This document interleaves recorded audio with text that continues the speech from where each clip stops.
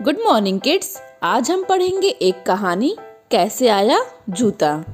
बच्चों, इस कहानी में जूते के आविष्कार को काल्पनिक एवं मोहक ढंग से चित्रित किया गया है। तो आइए पढ़ते हैं ये कहानी, कैसे आया जूता।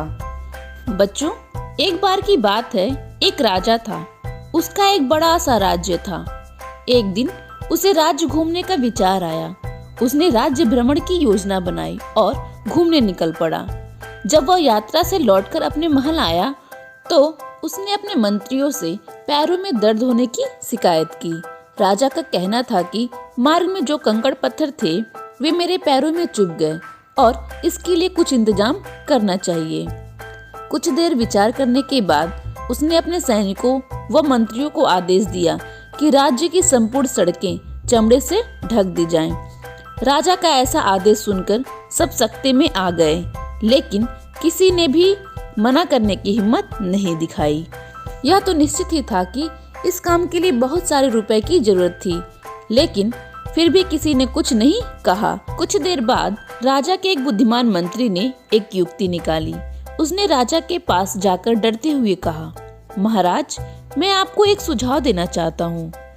अगर आप इतने रुपयों को अनावश्यक रूप से बर्बाद ना करना चाहें तो मेरे पास एक अच्छी तरकीब है, जिससे आपका काम भी हो जाएगा और अनावश्यक रुपयों की बर्बादी भी नहीं होगी।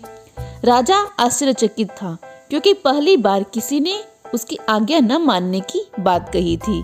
उसने कहा, बताओ क्या सुझाव है। मंत्री ने कहा, महाराज, पूरे राज्य की सड़कों को चमड़े से ढकने की बजाय आप चमड़े के एक टुकड़े का उपयोग कर अपने पैरों को ही क्यों नहीं ढक लेते। राजा ने अचरज की दृष्टि से मंत्री को देखा और उसके सुझाव को मानते हुए अपने लिए एक जूता बनवाने का आदेश दे दिया। बच्चों, इस प्रकार जूता अस्तित्व में आया। बच्चों, इस कहानी का जीवन मूल्य आवश्यकता ही आविष्कार की जननी है। जब हमें किसी चीज की आवश्यकता होती है तभी हम उस चीज का आविष्कार करते हैं, उस चीज के बारे में सोचते हैं और बनाते हैं। बच्चों, मैं आशा करती हूँ आपको यह पाठ अच्छे समझ में आ गया होगा। Thank you.